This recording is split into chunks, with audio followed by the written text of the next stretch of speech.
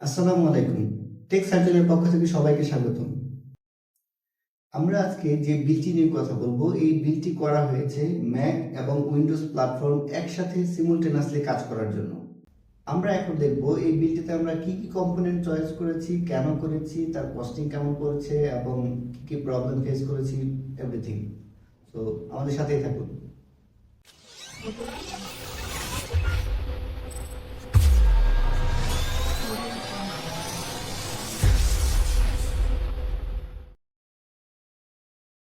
আমরা Mac system হিসেবে use করেছি ম্যাক মিনির M4 এর 16 GB এবং 512 GB ভেরিয়েন্টটি।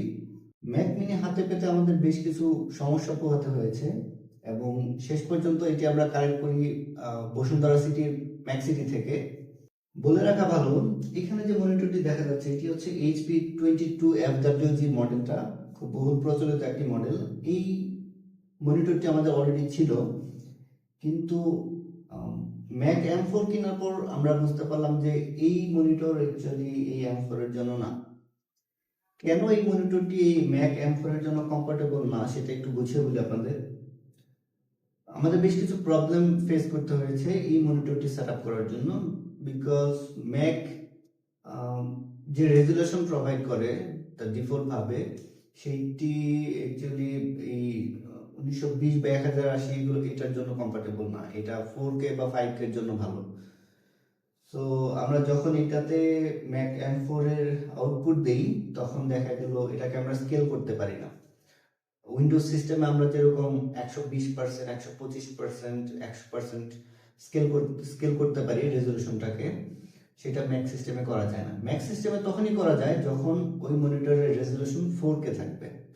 মিনিমাম 4K না হলে সেই মনিটরটি ম্যাক M4 এর দ্বারা ইউজ করা যায় না বলেই চলে।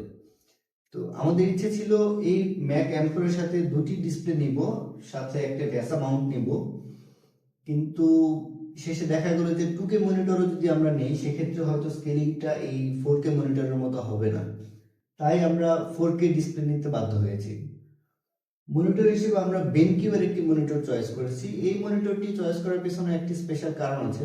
এই মনিটরটা নেওয়ার স্পেশাল কারণ হচ্ছে এই ডিভাইসটি দ্বারা আমরা ম্যাক এবং উইন্ডোজের যে প্ল্যাটফর্ম আমরা একসাথে কাজ করতে চাই সেটাকে সুইচ করার জন্য খুবই সহজ একটা জিনিস, এটাকে বলো KVM সুইচ। এই KVM সুইচের দ্বারা আমরা খুব সহজেই উইন্ডোজ থেকে ম্যাক এবং ম্যাক থেকে উইন্ডোজ সিস্টেমে সুইচ করতে পারবো।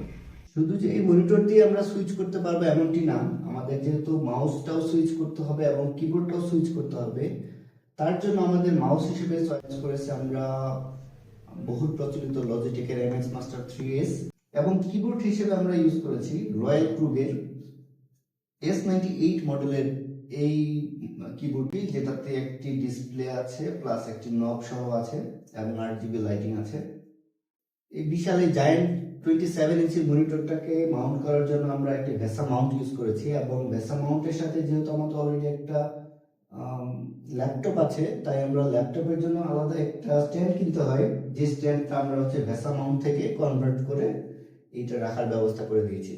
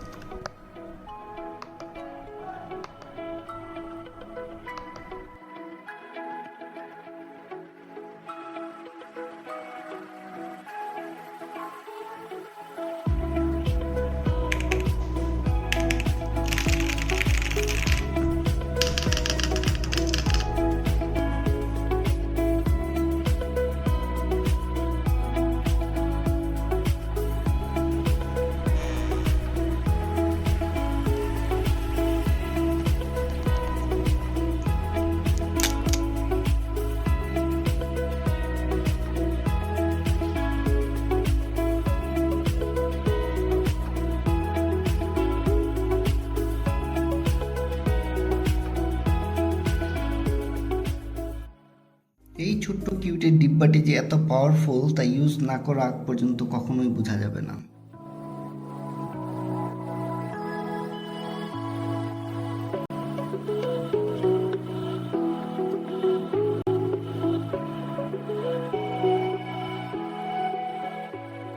কমপ্লিট বিল্ড হওয়ার পর আমরা সবকিছু সেট আপ করার পর এখন দেখতে পাচ্ছি যে এটাকে কতটা সিমultaneously কাজ করা যাচ্ছে। আমি যদি আপনাদেরকে একটু ডেমো দেখাই, এখন আমি ম্যাক সিস্টেম আছে, আমি যদি উইন্ডোজ সিস্টেমে ব্যাক করতে চাই আমাকে এখানে জাস্ট প্রেস করতে হবে, মাউস থেকে আমাকে উইন্ডোজ সিলেক্ট করতে হবে এবং কিবোর্ড থেকে আমাদের উইন্ডোজ সিলেক্ট করতে হবে এবং এই মনিটরটিও আমার এখন উইন্ডোজের সাথে কানেক্টেড হয়ে গিয়েছে। সো আমি এখন একসাথে সুন্দর করে কাজ করতে পারবো এই মনিটরটিতে।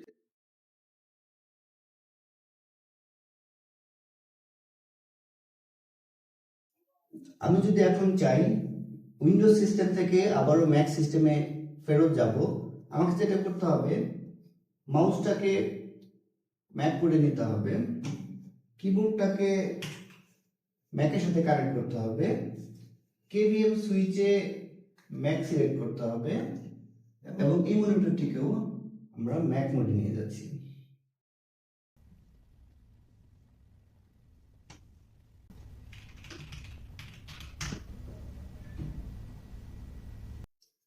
এই বিল্ডের সবগুলো কম্পোনেন্ট একসাথে পাওয়া যায়নি, তো আমাদেরকে ডিফারেন্ট জায়গা থেকে সোর্স করতে হয়েছে।